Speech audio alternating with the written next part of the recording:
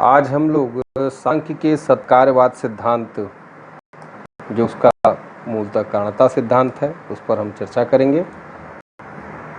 अब कारणता सिद्धांत के विषय में क्लास में तो आपको कई बार बताया है, आज पुनः एक बार आपको बता देता हूँ कि जितनी भी चीज़ें विज्ञान के क्षेत्र में हैं, समाज विज्ञान के क्षेत्र में हैं, या जितनी भी तरह की हमारी व्यवहारिक क्रियाकलाप, उन सभी का जो हेतु है, जो कारण है,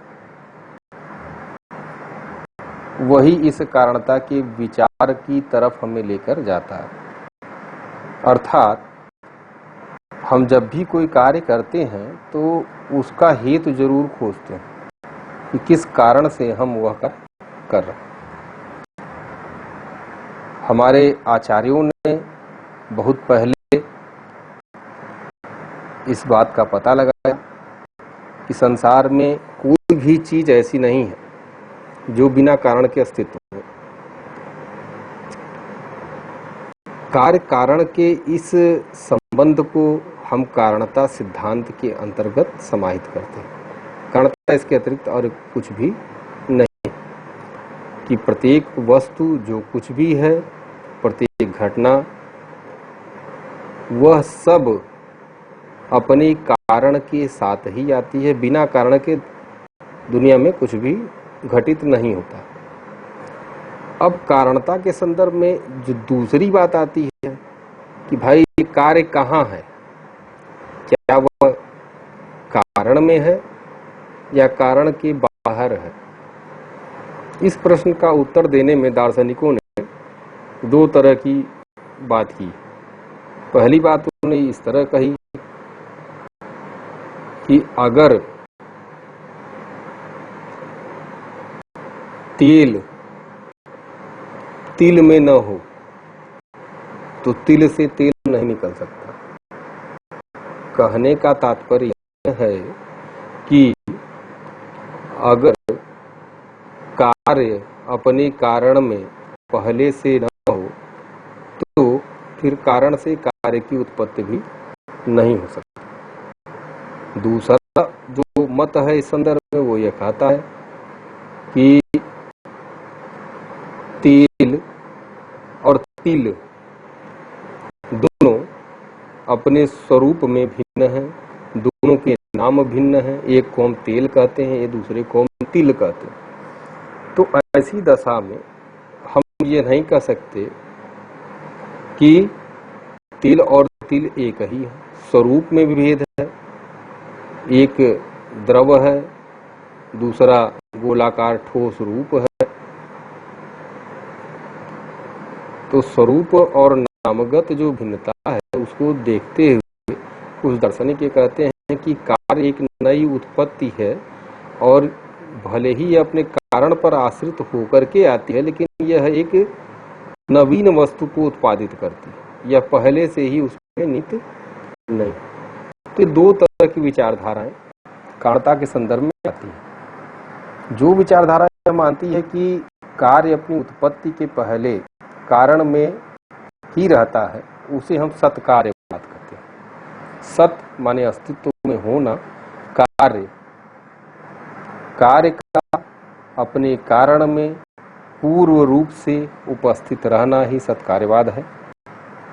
सांख्य दर्शन इसी सिद्धांत को अपने साथ रखता है और उसका मूल केंद्रीय सिद्धांत है। दूसरा जो सिद्धांत इसके विपरीत मिलता है, वह न्याय दर्शन में मिलता है। न्याय दार्शनिकों का मत है कि कार्य उत्पत्ति के पूर्व अपने कारण में नहीं रहता, बल्कि कार्य अपने कारण पर आश्रित होकर एक छलांग मारता है। और इसलिए न्याय दार्शनिक जो है वह असत्कार्यवाद सिद्धांत को प्रस्तुत करते हैं। असत कार्यवाद, असत का मतलब जो अस्तित्व में नहीं है। क्या अस्तित्व में नहीं है? कार्य। कहाँ अस्तित्व में नहीं है? अपने कारण में। कब उपस्थित नहीं है? अपनी उत्पत्ति के पूर्व। तो ये दो तरह की विचारधारा है कि जिन दो घटनाओं को आपस में कार्य और कारण कहते हैं, उनके मध्य आपस में क्या संबंध है। इन संबंधों को लेकर के मूलतः दो विचारधाराएं सांख्य दर्शन का सत्कार्यवाद और न्याय दर्शन का असत्कार्यवाद सिद्धांत हमारे सामने आता है। यहाँ एक बात और स्पष्ट कर दें कि सांख्य दर्शन के प्रणेता महर्षि कपिल और न्याय दर्शन के प्रणेता महर्षि गौतम रहे हैं। अब सांख्य दर्शन की अन्य क्या विशेषताएं रही हैं जो भारतीय दर्शन में इसको एक अपना पृथक स्थान देने के लिए पर्याप्त हैं? अन्य भारतीय दर्शन जहां ईश्वरवाद, परमाणुवाद मानते हैं, या तो भौतिकवादी हैं या ईश्वरवादी हैं, वहीं पर सांख्य दार्शनिक विकासवादी हैं। हम आधुनिक विज्ञान में भी यह परंपरा देखते हैं, या एक जो हमारे पास जो अभी उपस्थित सिद्धांत है, हमारा विज्ञान भी यह मानता है कि चीजें क्रमशः विकसित हुई। भारतीय दर्शन में सांख्य दर्शन का यह प्रभाव है कि इसने अध्यात्मवादी जो हमारी परंपरा रही है, ईश्वरवादी जो हमारी परंपरा रही है, उस परंपरा में एक वैज्ञानिक चिंतन लाने का, एक तार्किक चिंतन लाने का जो इसने योगदान दिया है। और विकासवाद जो आधुनिक युग की विशेषता मानी जाती है, वो हमारे बहुत पहले सांख्य दर्शन में मिल जाती है। अब सांख्य दर्शन की प्राचीनता कितनी है? तो ऐसा कहा जाता है कि भगवान श्री कृष्ण ने गीता का उपदेश देते समय यह कहा था कि मैं ऋषियों में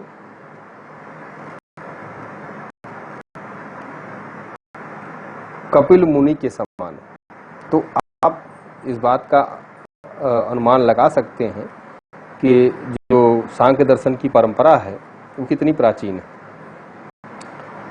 अब हम आते हैं कि सत्कार्यवाद को क्यों मान लिया जाए, क्यों ऐसा कह दिया जाए कि हाँ, जो सत्कार्यवाद में कहा गया है कि कार्य अपनी उत्पत्ति के पूर्व अपने कारण में रहता है, ऐसा क्यों मान लिया जाए? इसके लिए कई चीजें सांख्य दार्शनिकों ने अपने पक्ष में प्रस्तुत की हैं। उसमें से कुछ का मैं आपके सामने प्रस्तुत करना चाहूँगा। सांख्य दार्शनिकों ने कहा कि सक्षम कारण से ही कोई कार्य उत्पन्न होता। जैसे कि अगर आप दूध लें, उसमें जोरन डालें और जो भी उसकी प्रक्रियाएं हैं उसको पूरा करें, तभी उससे दही बनेगी। अब इसको ठीक आप दूसरी तरह से समझें, आप पानी लें, उसमें आप जोरन डालें और जो भी प्रक्रिया करें, क्या वह दही बन जाएगा? निश्चित रूप से नहीं बनेगा। तो सांख्य दार्शनिकों ने कहा कि कारण में ही कार्य को पूर्व निहित मानना उचित है, तार्किक है। अगर ऐसा नहीं मानेंगे तो सभी चीजों की उत्पत्ति हो सकती है, इसे स्वीकार करना पड़ेगा। जो इसमें है उसको हम कहते हैं सर्वसंभवा भावात्, जिसके बारे में मैंने बताया आपको कि अगर दही सुसुप्त अवस्था में पहले से ही दूध में निहित न हो तो दूध से दही का निर्माण नहीं हो सकता। तिल में अगर तेल सुसुप्त अवस्था में पूर्व निहित न हो तो उससे हम तेल भी नहीं निकाल सकते।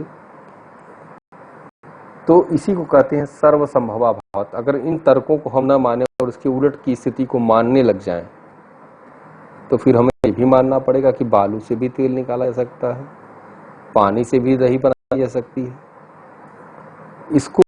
इस तर्क को सांख्य दार्शनिकों ने सर्वसंभवा भावात् के रूप में प्रस्तुत किया है। पुनश्च इन्होंने ये भी बताया है कि जो समर्थ कारण है वही किसी चीज को जन्म दे सकता है। इसको प्रस्तुत किया है उन्होंने सक्तस्य शक्य करणात्। दूध में वह क्षमता है वह दही को जन्म दे, तभी उससे हम दही बना सकते हैं। इसी प्रकार तिल में, सरसों में वह क्षमता है कि उससे तेल निकाला जा सके। तभी हम सरसों या तिल से तेल निकाल सकते हैं, अन्यथा की स्थिति में हम नहीं निकाल सकते। तो हर चीज का कारण नहीं हो सकती, और जिसमें क्षमता है वही उस वस्तु को उत्पन्न कर सकती है। तो सर्व संभवा भावात और शक्त से शक्य कारणात्। इसके अतिरिक्त एक अन्य जो अंतिम तर्क इन्होंने प्रस्तुत किया है उसको कहते हैं कारण भावात। इसका अर्थ यह है कि जिस चीज से कोई चीज बनती है विनाश के समय पुनः उसी में विलीन हो जाती है, और दार्शनिक भाषा में हम इसको कहते हैं कि कारण और कार्य में तादात्म्य संबंध है।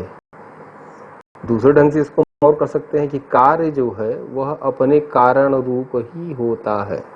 जैसे कि मिट्टी का घड़ा टूट जाने पर पुनः मिट्टी में ही विलीन हो जाता है, तो इसको हम कारण भावात के रूप में लेते हैं।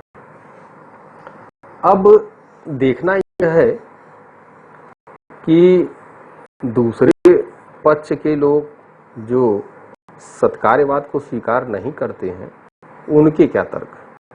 अब असत्कार्यवाद जो न्याय दर्शन की विचारधारा है, असत्कार्यवादी इस बात को तो स्वीकार करते हैं कि बिना कारण के कोई कार्य संभव ही नहीं, मतलब कारणता को तो स्वीकार करते हैं, लेकिन कारणता के जिस स्वरूप को प्रस्तुत किया गया है सांख्य दर्शन में उससे वह सहमत नहीं, और इस संदर्भ में वह एक दूसरा सिद्धांत लेकर के आते हैं जिसको हम असत्कार्यवाद के रूप में जानते हैं। लेकिन अपनी बात को कहने के पहले वह सांख्य दार्शनिकों के जो सिद्धांत पहले से थे उनका खंडन करना जरूरी था। तो उन्होंने इसका खंडन कैसे किया? उन्होंने कहा कि अगर कार्य अपनी उत्पत्ति के पूर्व अपने कारण में सुसुप्त अवस्था में पड़ा रहता है तो कारण को हम एक अलग नाम से जानते हैं, कार्य को हम अलग नाम से जानते हैं। ऐसा नहीं होना चाहिए, दोनों का नामकरण एक ही होना चाहिए। दूध को दूध नहीं बल्कि दूध दही कहना चाहिए, तिल को तिल नहीं कह के तेल कहना चाहिए। ये अलग अलग नाम यह बताते हैं, अलग अलग संज्ञाएं यह बताती हैं कि दोनों एक ही चीज नहीं है और कार्य अपनी उत्पत्ति के पूर्व कारण में निहित नहीं। दूसरी बात जो कही जाती है कि अगर कार्य अपनी उत्पत्ति के पूर्व कारण में रहता तो हमें दिखाई भी पड़ना चाहिए। अब ये बात उन्होंने क्यों की कही? क्योंकि वो वस्तुवादी दर्शन है, और वस्तुवाद की जो मूल पृष्ठभूमि है वह कहती है कि हमें किसी वस्तु का ज्ञान तभी हो सकता है जब वह मूलतः वो वस्तु अस्तित्व में हो, और जब वो वस्तु अस्तित्व में होगी तो हमें उसका ज्ञान भी होगा। तो ज्ञान की प्रागपेक्षा यहाँ पर यह है कि वह वस्तु अस्तित्व में हो। अब सत्कार्यवाद जो बात कह रहा है उस संदर्भ में यह भी देखना चाहिए कि दूध में दही भी हो, तिल में तेल भी हो, लेकिन अगर ऐसा नहीं मिल रहा है देखने में, प्राय नहीं मिलता है, प्राय का कभी नहीं मिलता, हमको दूध में कभी दही नहीं मिलती देखने को, दही मिल जाए तो इसका मतलब दूध को फटा मान लेते हैं, तो ऐसा देखने को नहीं मिलता। तो इस तर्क को भी न्याय दार्शनिक सत्कार्यवाद के विरुद्ध प्रस्तुत करते हैं। अब यह दार्शनिक संघर्षों का विषय है, दार्शनिक चिंतन धाराओं के संघर्ष का विषय है कि कौन सा सिद्धांत ज्यादा महत्वपूर्ण है।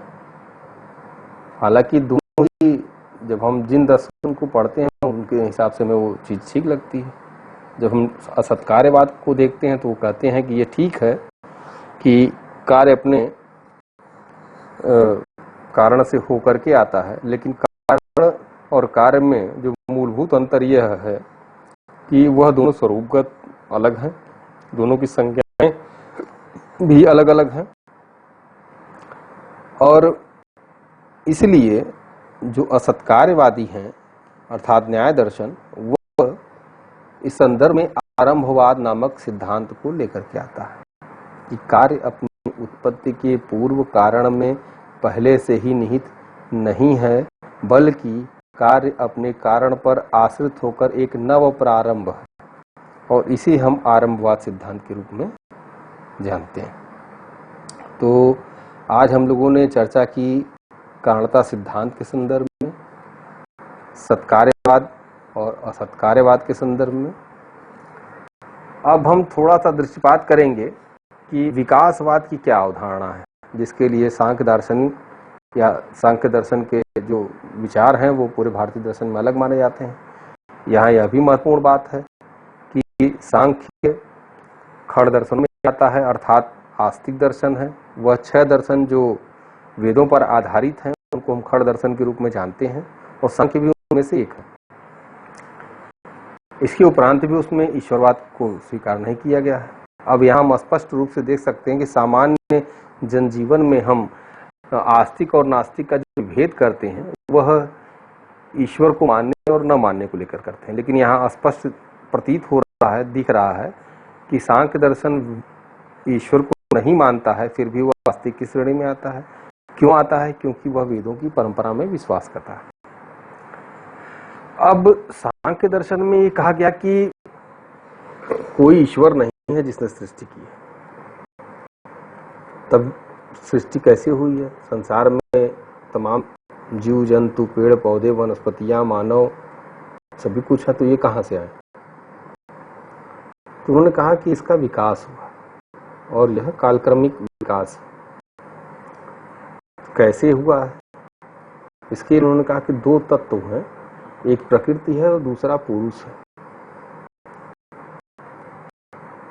प्रकृति और पुरुष क्या है? कारणता का सिद्धांत अप्लाई अगर आप करें यहाँ पे, तो हम देखते हैं कि संसार में 2 प्रमुख चीजें मिलती हैं, एक चेतन चीजें और दूसरी अचेतन चीजें। एक भौतिक जगत और दूसरा आध्यात्मिक जगत।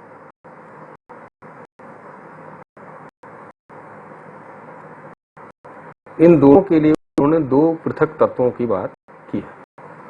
संसार की जितनी भौतिकता है, जड़ता है, उसके लिए उन्होंने प्रकृति तत्व को स्वीकार किया है, और जितनी चेतनता है, चैतन्यता है, आध्यात्मिकता है, प्राण तत्व है, उसके लिए उन्होंने पुरुष तत्व को स्वीकार किया।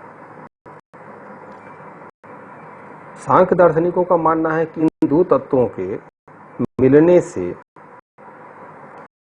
प्रकृति की जो साम्य अवस्था है उसमें विक्षोभ उत्पन्न हो जाता है, और जब विक्षोभ उत्पन्न होता है तब सृष्टि का प्रारंभ हो जाता है, जिसमें किसी ईश्वर की आवश्यकता नहीं पड़ती।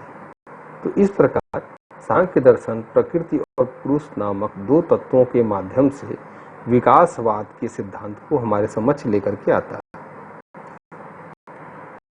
प्रकृति और पुरुष के सिद्धांत को भी समझने की आवश्यकता है,